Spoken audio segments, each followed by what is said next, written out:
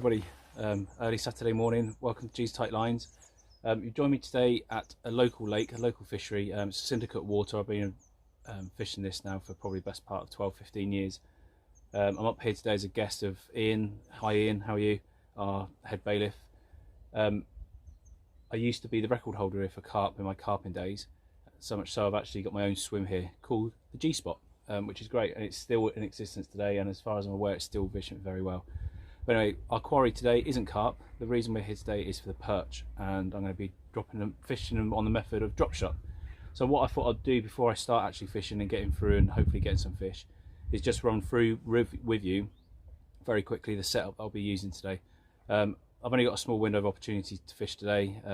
Got plans with the wife and the kids, so I'm just going to get to it. I'll show you what I'm fishing with, and then I'll go very quickly through the setup. So this is my drop shot rod, or very light lure rod. It's a Gunky Finesse, and it's 0.7 to 7 grams with a 1000 series spinning reel.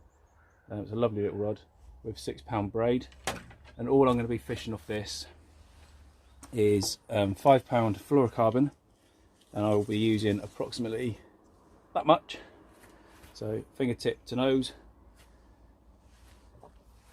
It's really important your leader material when you're drop shotting. You want it thin, and fluorocarbon obviously is pretty much invisible in the water, so it's the perfect material for it. So all we're going to do is a Palomar knot. So there's my size 6 drop shot hook. Okay, very specific for drop shotting. So all we're going to do is with the point of the hook facing up, you can see that, is bring our line through the eye, bring it equidistance down about halfway, and then pinching that line, if I can find it,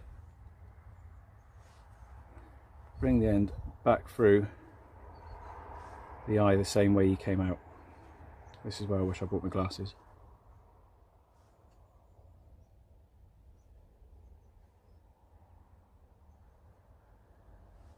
Okay, and then bring that back through.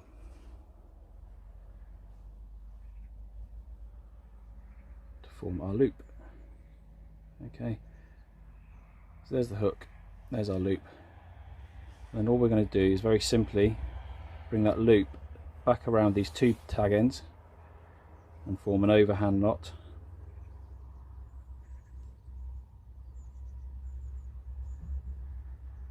And then that loop will come out over our hook.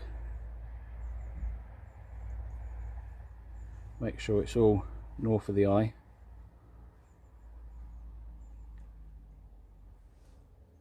Let it gob oil and cinch it down. Now when we pull that, what we're looking for, that's perfect, is 90 degrees to the line, so that the hook sits out perfectly there. Okay, and all I'm going to do this end, you can either tie a figure of 8 knot, or I prefer to use a perfection loop,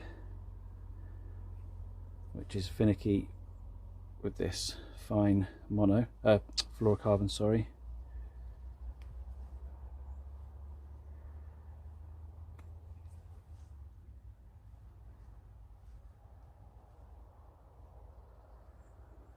Okay, there's the perfection loop. Ooh, bit of bird life there behind us. Snip off the tag end,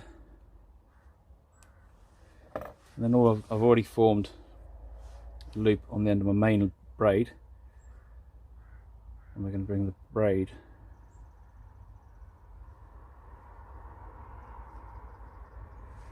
through that loop, bring that up here, and then with your tag end with your hook, bring back through that loop.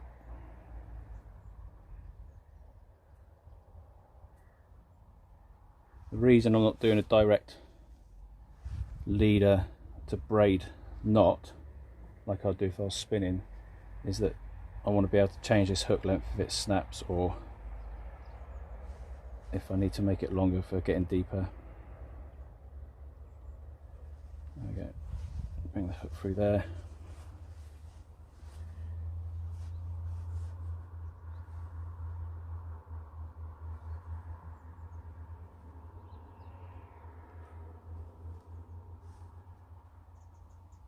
Okay, and then it's all connected nicely.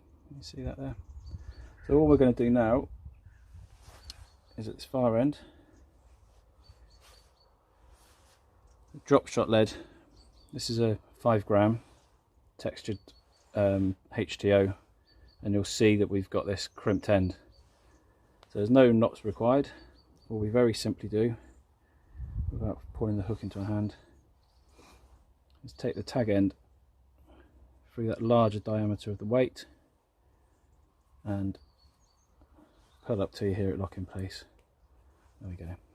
So that's now effectively in place. So what's left to do is to attach our bait. So this is a small spro sort of shad worm type thing, very effective here for the perch, and we simply from the underside just hook it through what would effectively be the lip. Okay, and that is it. So now we've got a hook length, our bait and our weight. All we've got to do now is go and catch the perch. Tight lines, guys, and I'll see you on the bank.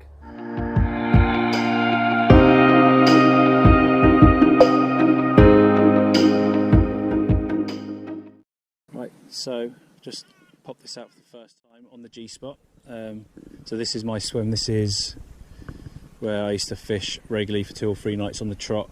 And for about 16 months I held the lake record, which was a common carp of about, I can't remember the exact weight, I think it was 26. Any of the old boys can remind me. I'll put a picture up of it after. It was a nice carp.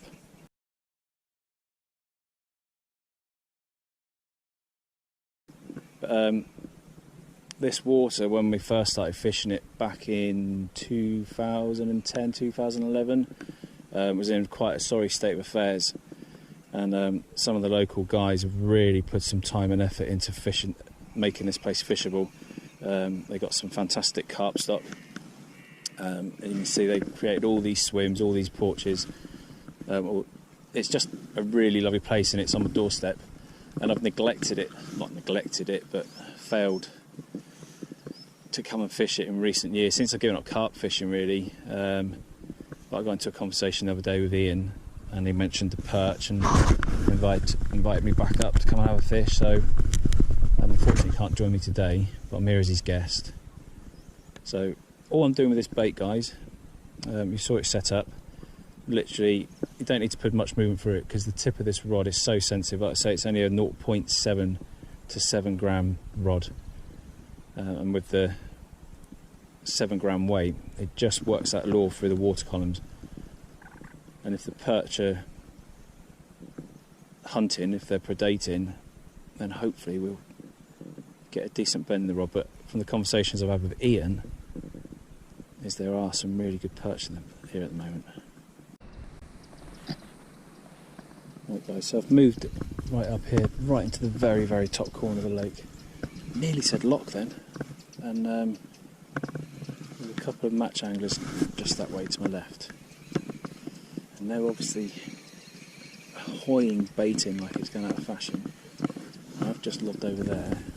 I've just put this little, I've downsized the size of my lure, and I've put on this little plastic just mid-water there, and 2 very positive bites. Now whether or not it's silvers or perch, I don't know, but if the silvers are moving in on their feed, then logic would suggest the predators are on their backside. So what I'm doing is very, very lightly tapping this. You can see the movement. I don't know if you can see the movement of the tip of the rod. It's such sensitive fishing. There was definitely positive bites then.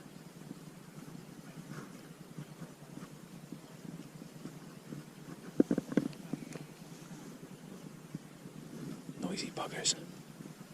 Right, I'll come back to you in a minute. Right guys, I've got a fish on. I did have. There we go.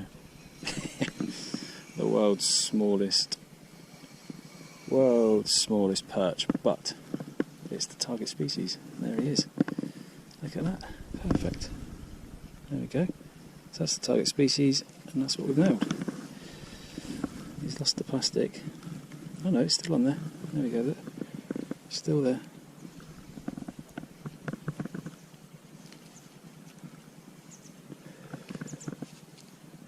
Watch this.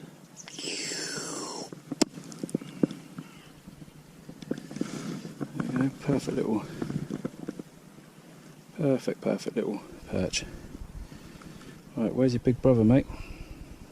Beautiful. Beautiful dorsal. Let's get him back. There he goes. Brilliant. Got a £5 monster I was hoping for. Perch to perch. Oh, there's a bee there in the water. Let's see if we can reach it. Come here, bee. Don't want to fall in myself. Got to look after the bees, folks. There you go, Buzzy Bee. Oh, just had a fish then as well.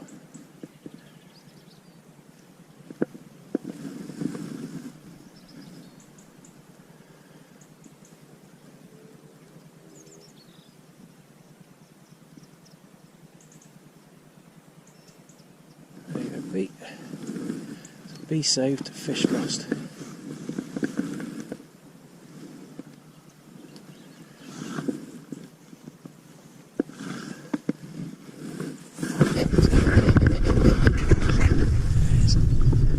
Saved. A bit soggy, but he's saved.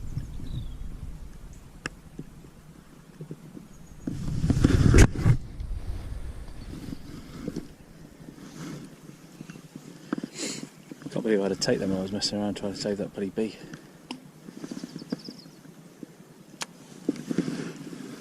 Maybe my good term will serve me well, and I'll be rewarded with a £7 perch.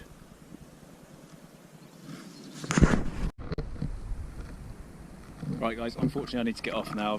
I've promised I'll be back by midday.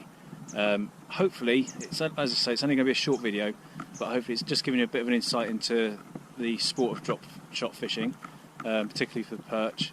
Only had the one small fish, but one, again, as always, is better than none.